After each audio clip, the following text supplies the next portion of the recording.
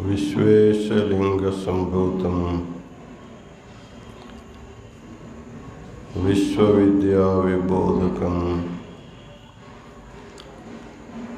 विश्ववन्द्यं सदा वन्दे विश्वाराध्यं जगद्गुरुं। काशी ज्ञान सिंहासन के सनातन गुरु परंपरा को अनंत प्रणिपात समर्पित करते हुए विजयादशमी के इस पावन पर्व पर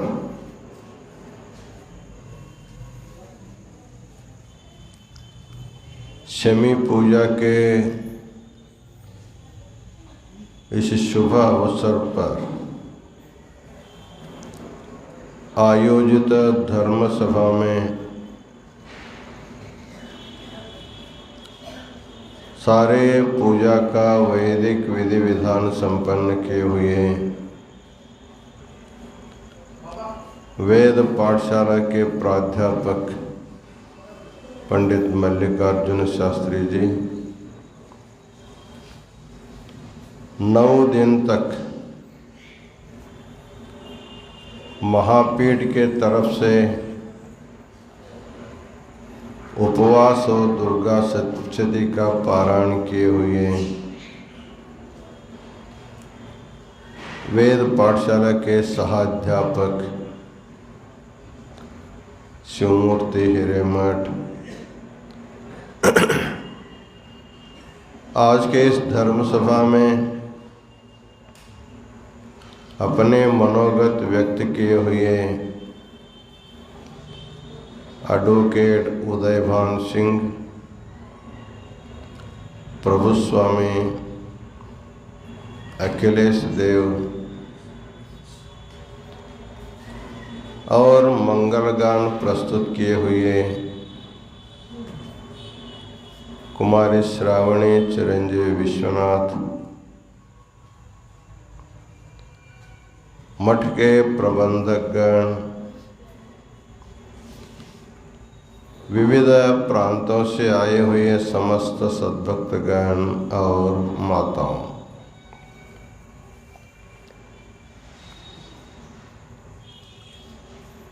आज का जो दिवस है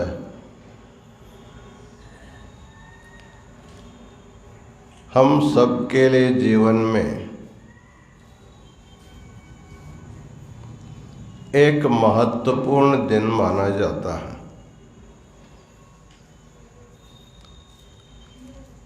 आज की जो दशमी है, आश्विन मास के शुक्ल पक्ष के जो दशमी है, इसको विजयादशमी के नाम से कहा जाता है। अभी हमारे विद्यार्थी गणों ने अपने अपने मनोगतों में व्यक्त किया कि आज ही के दिन भगवान राम रावण पर विजय पाया था, इसलिए उनके लिए विजयादशमी है। माँ भगवती लोक कंटक राक्षसों को संहार करके आज ही के दिन उनको विजय मिला था, इसलिए भी आज विजयादशमी है। कौरव पांडवों का जो युद्ध था उसमें भी पांडवों को आज विजय मिला, इसलिए उनके लिए विजयादशमी है। तो ये देवी की विजयादशमी हो सकती है, राम की विजयादशमी हो सकती है, पांडवों की विजयादशमी हो सकती है, लेकिन हमारे लिए क्या दशमी है?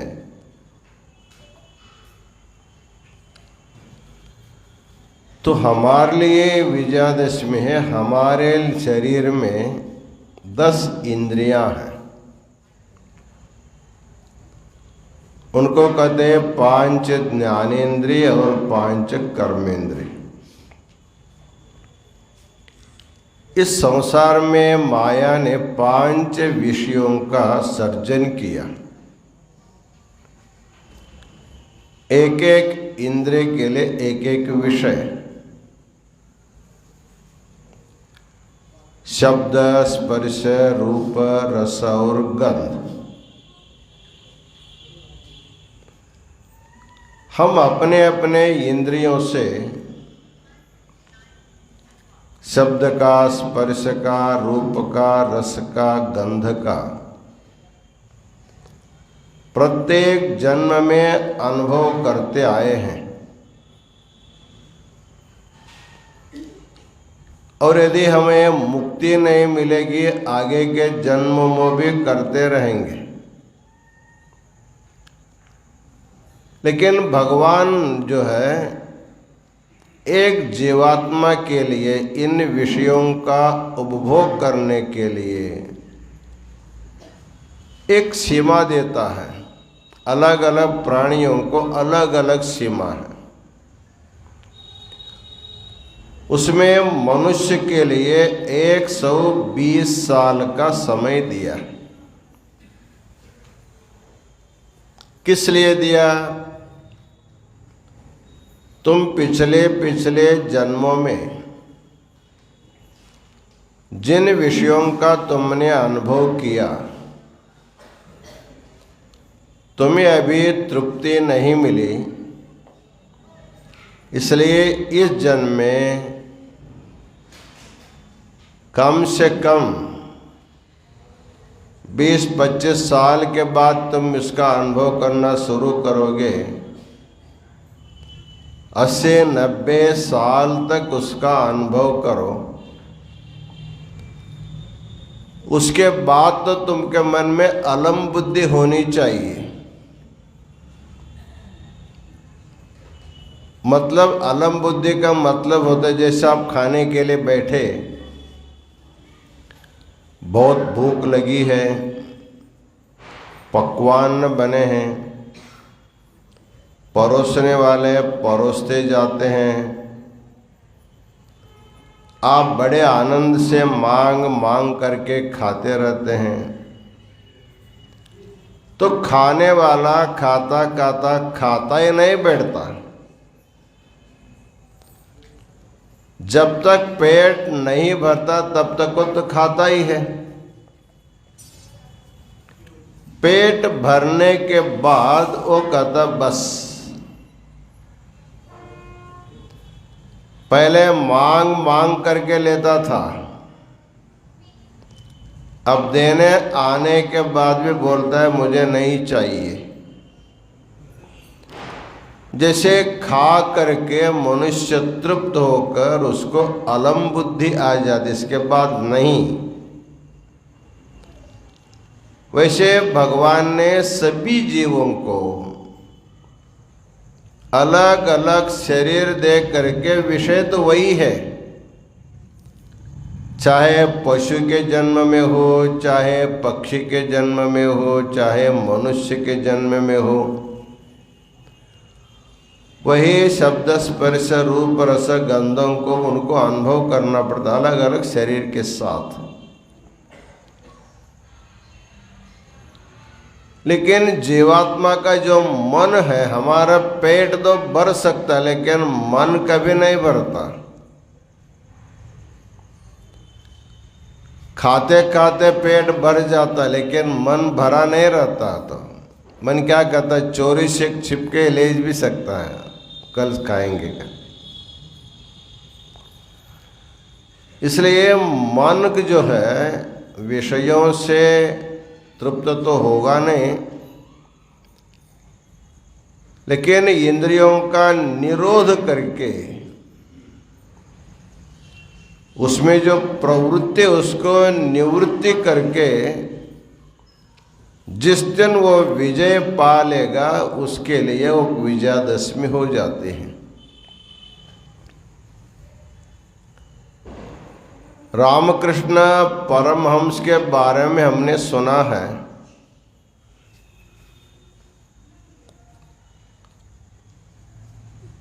कि कहते हैं रामकृष्ण परमहंस को पैसे पर ज़्यादा प्रेम था। सब प्रेम करते ही हैं लेकिन उनको थोड़ा ज़्यादा था।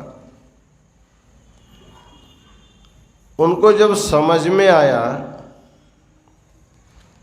ये पैसा का प्यार, पैसा का जो प्रेम है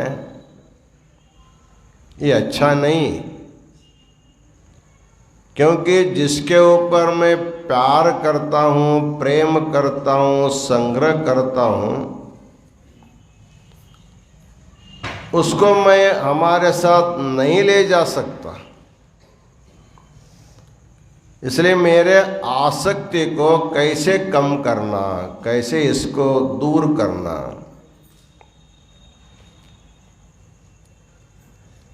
तो पहले जमाने में पैसे को टका बोलते थे, टका,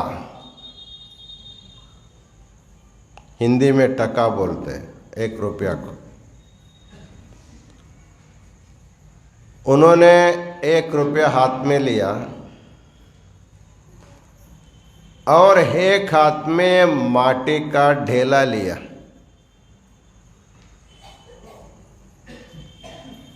दोनों हाथ में रख करके टका माटी, टका माटी, टका माटी ऐसे बोलते बैठे। जो टका है अर्थात जो रुपया है वो मिट्टी है। हम जाने के बाद हमारे लिए तो मिट्टी है, उसका कोई वैल्यू नहीं है। तो टका को माटी के भाव में मन में आने के लिए कई बार दोनों रख करके टका माटी, टका माटी, टका माटी ऐसे बोलते बोलते बाद में जिस दिन उसके मन में रुपया के प्रति मिट्टी का भाव आ गया, तब समझो मैं जीत गया। तो जीत गए हो।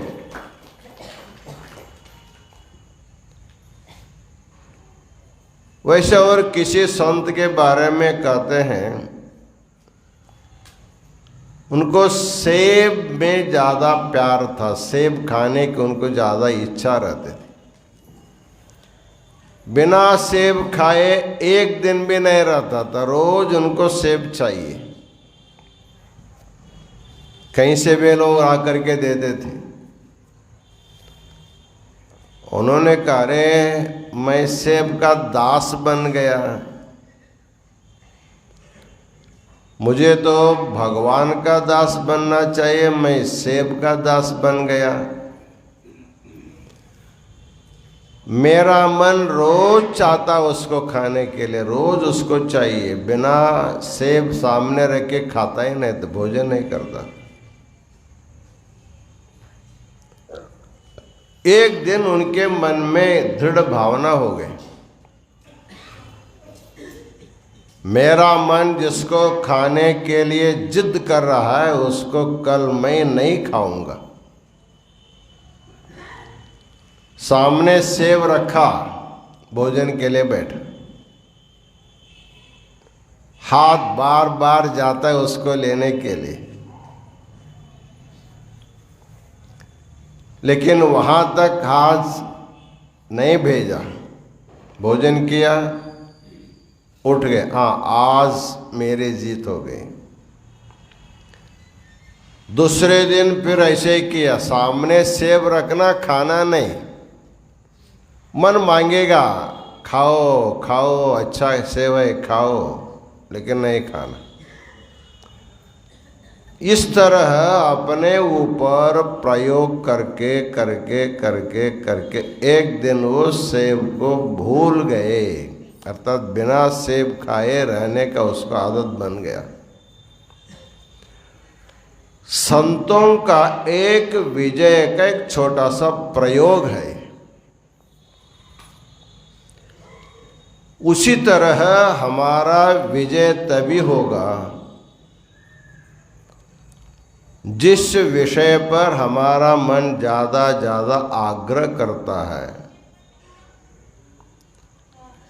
जो शास्त्रों में जिसके लिए निषेध किया गया है, ऐसे निषिद्ध विषयों का मन में जो आग्रह पाने की, उसको बार बार भगवान का आदेश है, इसको नहीं लेना, इसको, क्योंकि निषेध किया गया है। ऐसे भगवान के आदेश को पुनः पुनः स्मरण करते करते आपके मन में जो दृढ़ भावना हो जाते, तब आपका उस दिन विजय होता है।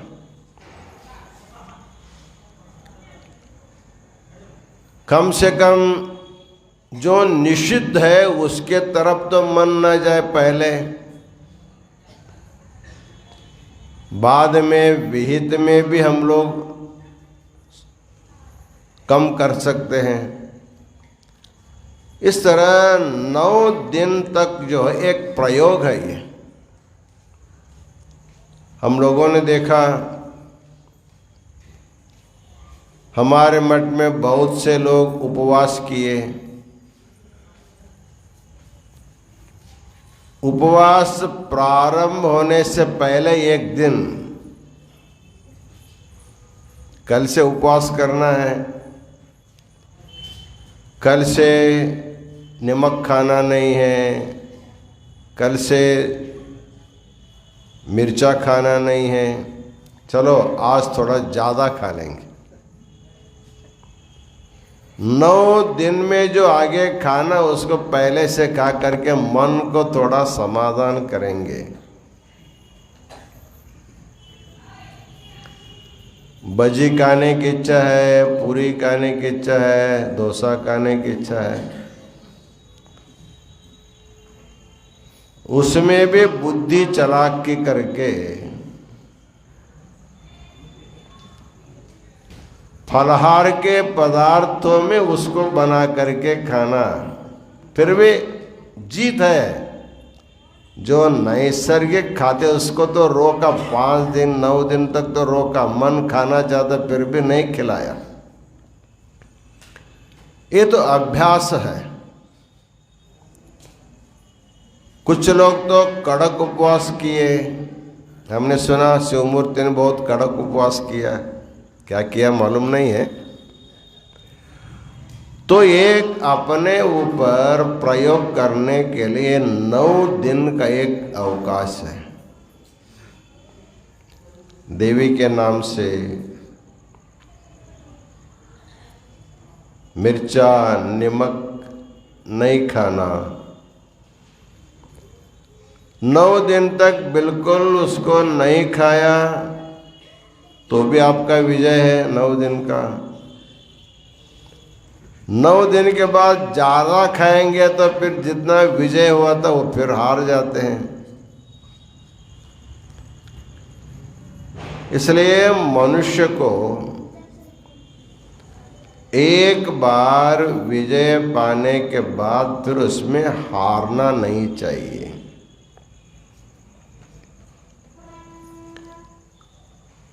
हमारा आदत जो है हम बदल सकते हैं।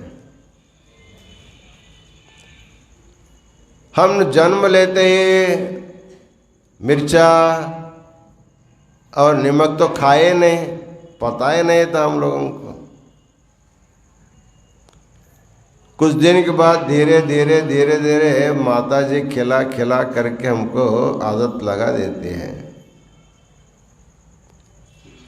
अभी देखो जितने पशु पक्षी वगैरह है वो नमक मिर्चा मिला करके खाते नहीं है। उसको नमक की ज़रूरत नहीं, मिर्चा की ज़रूरत नहीं, तेल की जरूरत नहीं, घी की भी जरूरत नहीं है, जो जैसे मिलेगा वैसे वो खाते हैं। लेकिन मनुष्य के लिए सब सुविधा प्राप्त है। ठीक है, कुछ दिन खाओ, भरपेट खाओ, लेकिन जिस वस्तु को तुम 50 साल से खा रहे हैं, 60 साल से खा रहे हैं, उसके बाद तो थोड़ा सा उससे विरति होनी चाहिए। तो ये अभ्यास से होता है, ऐसे नहीं होता। मन को किसी विषय से निवृत्त करने के लिए थोड़ा अभ्यास करना पड़ता है।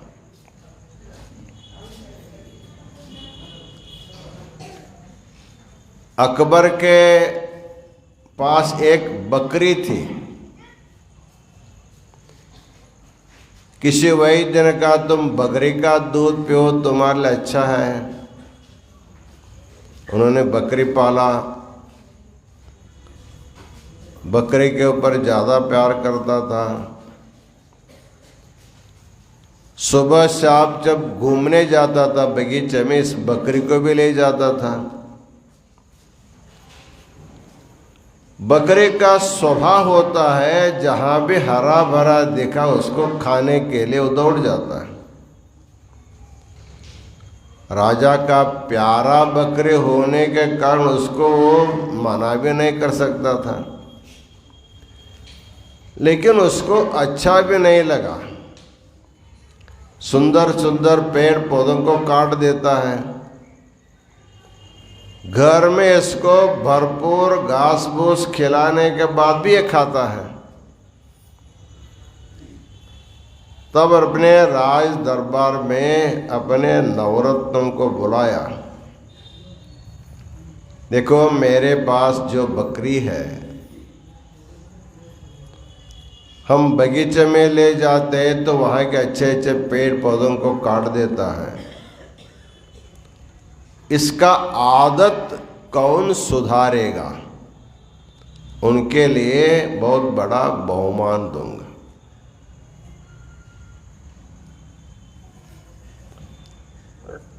उनके आस्तर में एक बीरबल था।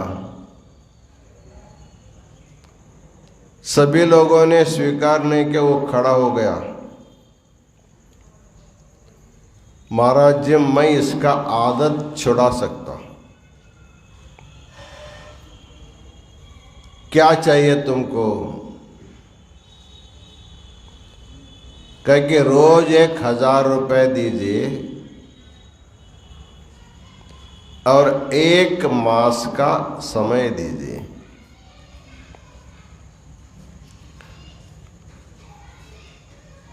वो बकरी को ले गया बीरबल, रोज 1000 रुपये मिलता था उसको, अच्छे अच्छे जो खाने के लिए चीज उसको ला करके भरपेट खिलाता था बकरी को। वो खाते खाते छोड़ दे, इतना उसको खिलाता था। उसके बाद उसको रस्सी में बांध करके बगीचे में ले जाता था। उसको आदत था देखते ही मुंह डालना, तो साथ में एक बहुत बड़ा लाठी रखा था। जैसे ही मुंह डाला उसको सिर पर एक मार देता। ऐसे रोज मारते मारते मारते मारते उसको इसका आदत ही छूट गया। उधर मुंह डालेंगे तो मार पड़ेगा, मुंह डालेंगे तो महीना भर मार खा करके एक दिन वो पूरा घूमने पर भी कहीं पर भी वो मुंह नहीं लगाया। तब राजा से कहा महाराज आपका बकरी का आदत अब सुधर गया, ले जाइए। फिर राजा ले गया। राजा को बहुत आश्चर्य हुआ,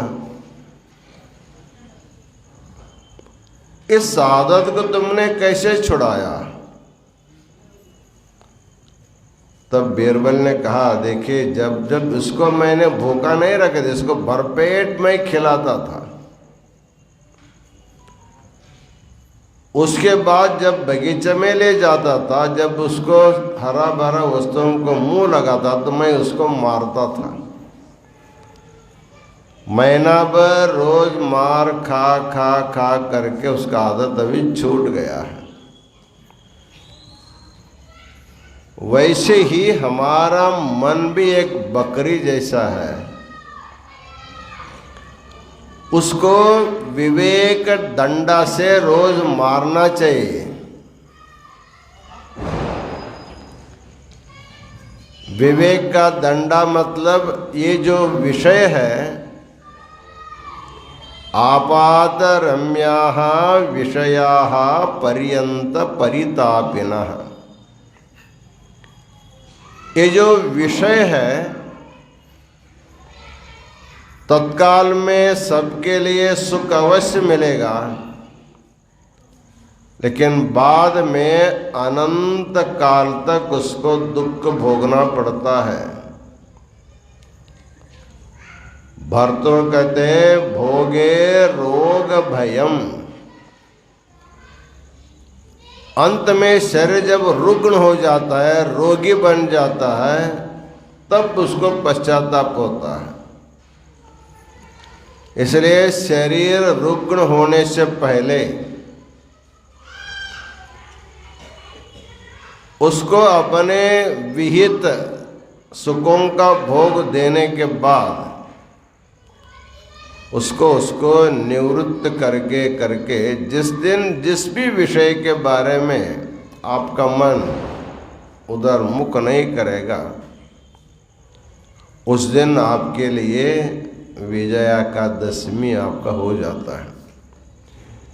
ये मनुष्य को जीवन भर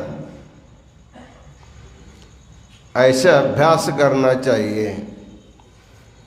एक जन्म में नहीं हुआ, अगले जन्म में, अगले जन्म, ऐसे कितने जन्म चले गए।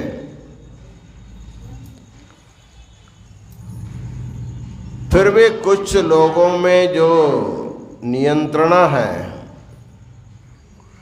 निरोध शक्ति आ जाती है, वही इस संसार से विजय को पा सकता है। ऐसे विजय पाने की कला, विजय पाने का अवसर देने के लिए ये त्योहार हम लोग मनाते आए हैं। तो आज पवित्र पर्व काल में आप सब लोगों ने, हमारे विद्यार्थियों ने पूजा पाठ में भाग लिया, दुर्गा सप्तशती का पारायण किया, नव दुर्गाओं का दर्शन करके आए। तो आज उसका समापन समारंभ है विजयादशमी का। तो हम लोग शमी के पूजन किए। हमारे विद्यार्थी बता रहे थे शमी जो है हम उसको सुवर्ण मानते हैं, शमी को सुवर्ण। शमी जो है एक संकेत है, एक पौधे का, एक पेड़ का संकेत है। वो वनस्पतियों में भगवान ने इतना बड़ा शक्ति दिया है, सभी जीवों को जगाने का सामर्थ्य वनस्पतियों में ही है। यदि वनस्पति नहीं रहेंगे, हम जीवित रहना मुश्किल है। क्योंकि मनुष्य को जीने के लिए पहले क्या चाहिए? ऑक्सीजन चाहिए, शुद्ध हवा चाहिए। उसके बाद दूसरा नंबर में पानी, तीसरा नंबर में आहार आता है। आप लोग 9 दिन तक बिना आहार के रहे, थोड़ा दूध पिया, एक फल खाया। कुछ लोग वो भी नहीं करते, पानी पी के रहते हैं। कुछ लोग बिना पानी के भी रह सकते हैं। अर्थात मनुष्य अन्न के बिना कई दिन तक रह सकता है, पानी के बिना भी कुछ दिन तक रह सकता है, लेकिन हवा के बिना 1 मिनट भी नहीं रह सकता। आधा मिनट श्वास बंद करके बैठेंगे तो फिर आप उठेंगे ही नहीं, आपको उठाना पड़ेगा। मतलब प्रत्येक जीव को जीने के लिए जो हवा चाहिए, हवा देने वाले तो वनस्पति है। उसका एक एक पत्ता सोने से भी बढ़कर है। सोना का कोई मूल्य नहीं, वो न खाने आता है, न सूंघने आता है, न कुछ भी कर, केवल देखने के लिए आता है सोना। उससे कोई फायदा नहीं है, केवल अभिमान होता मेरे पास इतना सोना है। सोना के बिना जिंदगी चल सकती, लेकिन हवा के बिना जिंदगी नहीं चल सकती। इसलिए शमी वृक्ष एक संकेत है हमारे प्रकृति में, इस भूमि पर जितने भी वनस्पति है वो सोने के ही झाड़ है, सुवर्ण वृक्ष है। वो इतना ये सोने से भी बढ़कर है। सोना हमको जीवन दान नहीं देता, वनस्पति हमको जीवन दान देता। इसलिए आज के दिन उस वृक्ष की हम पूजा करते हैं, मान करते हैं, सम्मान करते हैं, एक दूसरे को उसका पत्ता बांटते हैं। तुमको जिंदा रहना है तो इसी के कारण तुम जिंदा रह सकते हो, इसलिए इसको सोना मानो। अर्थात तुम अपने परिसर में ऐसे झाड़ों को, वृक्षों को बढ़ाओ, तभी तुम श्रीमंत हो जाओगे। इस प्रकार प्राकृतिक सुरक्षा के संकेत के लिए हमारे देशों में त्योहार के रूप में वृक्षों की पूजा के लिए बताया। शमी वृक्ष देवता का वृक्ष मानते हैं, लेकिन हमारे दृष्टि से सभी वृक्ष देवता के बराबर है। इसलिए जैसे मातृदेवो भव कहा है, वैसे वृक्ष देवो भव ये भी कहा गया। हम तो कई सभाओं में बताया, आप मंदिर में भगवान की पूजा के लिए जाते हैं तो मंदिर का जो भगवान है वो गंगा जल ही मांगता है। अभी रामेश्वर पे जो भगवान है, रामेश्वर, उनको रोज गंगा जल से अभिषेक होता है, एक दिन भी नहीं छूटता है। लाखों लाखों लोग आकर के गंगा जल से अभिषेक करते हैं। सभी देवों को गंगा जल नहीं भी मिलता है, शुद्ध जल से तो चला उनको नहलाते हैं। कुएं का, नल का शुद्ध पानी लेकर के उनको आप पहले खुद नहाते हैं। आप जो पवित्र हो करके शुद्ध जल ले करके भगवान को अर्पण करते, तब भगवान आपके ऊपर आशीर्वाद करता है। लेकिन वृक्ष रूपी जो देव है वो तुमसे गंगा जल नहीं मांगता। तुम स्नान करके पवित्र हो करके पानी देने को भी नहीं कहता है। अरे तुम जो स्नान करते हो, स्नान का पानी मुझे छोड़ दो, मैं तुमको जीवित रखता हूं। मंदिर का भगवान शुद्ध जल मांगता है, लेकिन आपका जो वृक्ष देव है शुद्ध नहीं, अत्यंत अशुद्ध अपवित्र पानी भी दे दो, मैं तुमको शुद्ध हवा देता हूं। इसलिए मंदिर के भगवान की अपेक्षा वृक्ष भगवान सबसे श्रेष्ठ माना जाता है। इसलिए हमारे संस्कृति में वृक्ष के प्रति महर्षि व्यास ने यहाँ तक कहा है, दश पुत्र समो द्रुमः। गृहस्थों के लिए संतान आवश्यक है, किसी किसी को संतान नहीं होता, फिर क्या करेंगे? अरे संतान नहीं होते तो चिंता मत करो, तुम अपने घर के आमने सामने कहीं जगह होते एक वृक्ष लगाओ। एक वृक्ष लगाओगे तुमको 10 पुत्रों का जन्म देने का तुमको फल मिलेगा। तुम्हारा जो पुत्र होगा कितने लोगों को मारता है मालूम नहीं है, तुमको ही मार सकता है, लेकिन वृक्ष रूपी जो संतान होगा किसी को मारता नहीं। विज्ञानी लोग कहते हैं एक वृक्ष एक दिन में 200 लोगों को जीवित रखता है, अर्थात 200 लोगों के लिए जितना ऑक्सीजन चाहिए उतना वो निर्माण करता है। इसलिए वृक्ष का मौल्यमापन कभी नहीं हो सकता। एक आदमी को प्रतिदिन कम से कम 8 सिलेंडर ऑक्सीजन चाहिए। एक सिलेंडर के लिए कितना कीमत है? 400-500 जो भी होगा, तो 8 सिलेंडर के लिए कितना होगा? कम से कम 3-4 हज़ार रुपये होंगे। आपको एक दिन जीवित रहने के लिए 3-4 हज़ार रुपये का ऑक्सीजन चाहिए।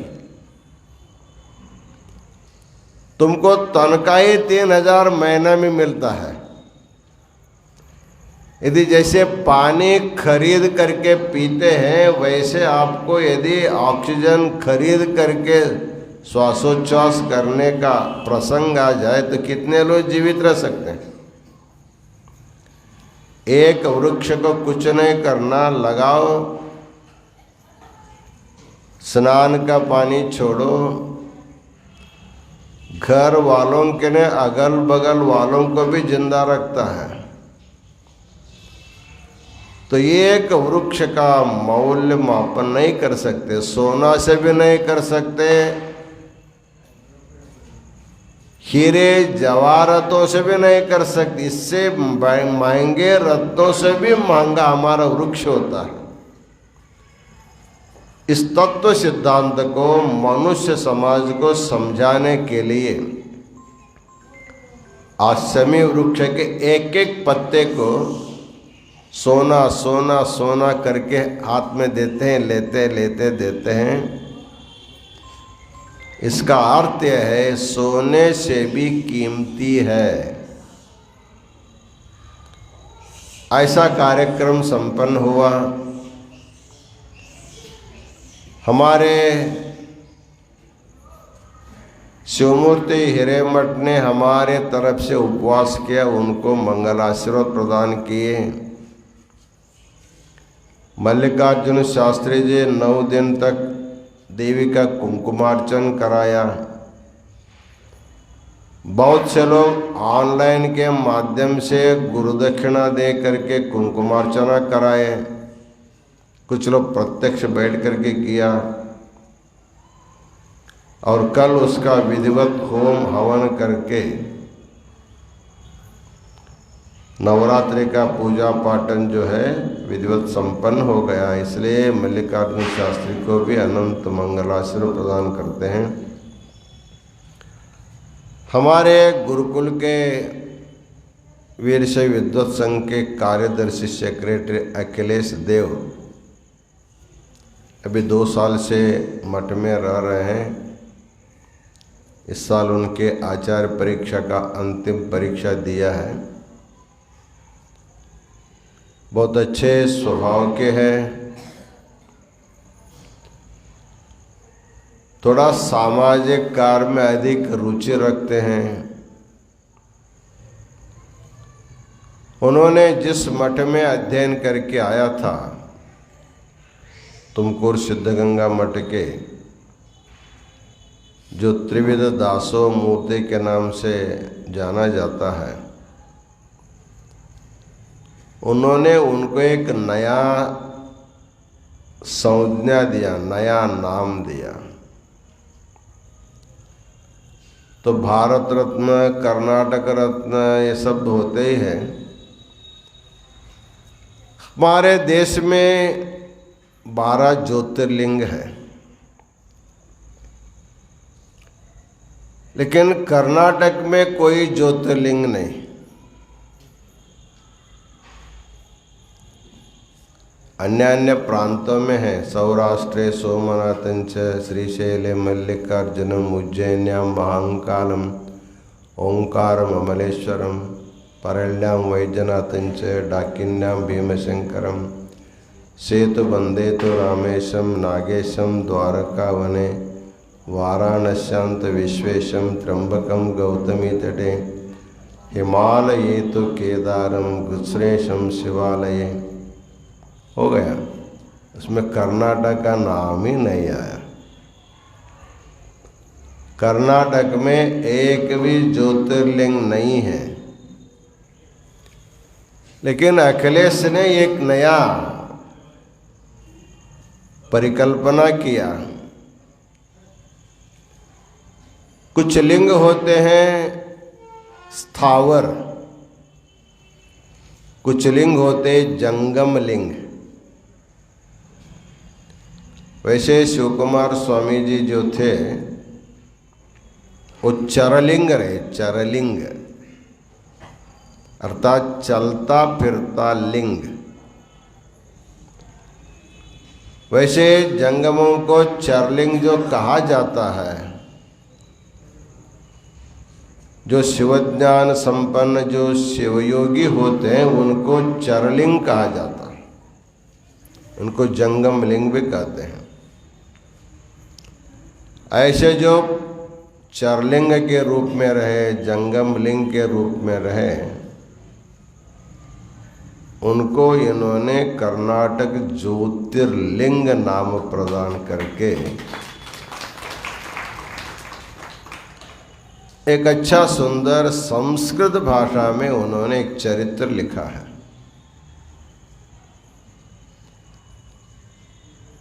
उनका ये प्रयत्न जो है बहुत ही प्रशंसनीय प्रयत्न है। संस्कृत भाषा में लिखना बोलना अभ्यास नहीं होने के कारण सब लोग नहीं कर सकते हैं। अभ्यास रहेगा तो सभी भाषा में सभी इसमें लिख सकते हैं, बोल सकते हैं। उन्होंने प्रयत्न किया। पहला प्रयत्न अपने जिसको हम लोग चरलिंग बोलते हैं, जिसको हम लोग जंगमलिंग बोलते हैं, जिसको हम शिवयोगी बोलते हैं, उनके लिए उन्होंने कर्नाटक ज्योतिर्लिंग अतिशय सुंदर नाम, किसी के दिमाग में नहीं आने वाला, उन्होंने लिखा। यहाँ के अनेक विद्वानों के द्वारा उनको सहयोग मिला, उनकी भाषा को सुधरने में, सुंदर करने में विद्वानों का सहयोग मिला। काशी जगत गुरु महास्वामी जी का आशीर्वचन भी उसके लिए प्राप्त हुआ। उन्होंने तुमकुर में उसका उद्घाटन तो हो गया था, लेकिन उनकी एक इच्छा रही, जिस स्थान पर, जिस पीठ पर बैठ करके मैंने ग्रंथ लिखा और जिनके आशीर्वाद से प्रकाशित हुआ, उस विश्वाराध्य के संस्थान में भी इसका सांकेतिक उद्घाटन होना चाहिए। ऐसे उनकी भावना को देखते हुए हमारे सभी विद्यार्थियों के साथ कर्नाटक ज्योतिर्लिंग संस्कृत पुस्तक का हमने विधिवत उद्घाटन किया है। आगे भी इसी प्रकार संस्कृत भाषा में लिखने का अभ्यास उनको करना चाहिए। उसके लिए संस्कृत का निरंतर अभ्यास करना चाहिए। अभ्यास से भाग जाएंगे तो कुछ होता नहीं है। इसलिए कठिनाई है, परिश्रम करने से कोई कठिनाई नहीं रह जाती। करत करत अभ्यास जड़मति होत सुजान। कहते हैं कितना भी जड़ बुद्धि का भी होगा, अभ्यास करते करते करते करते वो शून्य हो जाता है, सुज्ञानी बन जाता है। वैसे हमारे सभी विद्यार्थीगण समय जो है अत्यंत मौल्यवान होता है, उस समय को सार्थक करते हुए काशी का एक एक क्षण अत्यंत अमूल्य होता है, उसको व्यर्थ न गंवाते हुए अभ्यास करें। काशी से बाहर जाने के बाद जब भी आप मुंह खोलते हैं, कहीं सभा में कुछ बोलते हैं, उस समय जो भी शब्द बोलेंगे शुद्ध बोलना चाहिए, अशुद्ध शब्द आपके मुंह से नहीं आना चाहिए। यदि काशी से पढ़ के जाने के बाद सभा में एक आध श्लोक अशुद्ध बोल दिया, सबको कुछ समझ में नहीं आता। आजकल जो है सभी कार्यक्रम ऑनलाइन जाते हैं तो कोई न कोई देखता रहता है। तब विद्वानों के मन में यदि भाव आ जाता है, अरे ये तो काशी में गया है लेकिन ठीक से अभ्यास नहीं किया, उनको मालूम पड़ता है। इसलिए इस प्रकार का भाव आपके प्रति किसी के मन में न हो, इसको मन में रखते हुए सभी विद्यार्थी लोग अच्छी तरह अभ्यास करें। आज के धर्म सभा बहुत देरी हो रही है। अभी आप लोगों को सुवर्ण दान आदान प्रदान है। हम आपको सुवर्ण देंगे, आप हमें सुवर्ण देंगे, लेकिन इस आदान प्रदान से ये भाव रखना, हम अपने अपने परिसर में वृक्षों को जगाएं, वृक्षों को बढ़ाएं, और वही हमारा जीवन देने वाला भगवान है। ये भावना सबके मन में जागृत हो। इन्हीं वचनों के साथ पुनः एक बार विजयादशमी का सबको शुभ आशीर्वाद देते हुए हम अपना आशीर्वचन पूर्ण करते हैं। ओम शांति शांति शांति।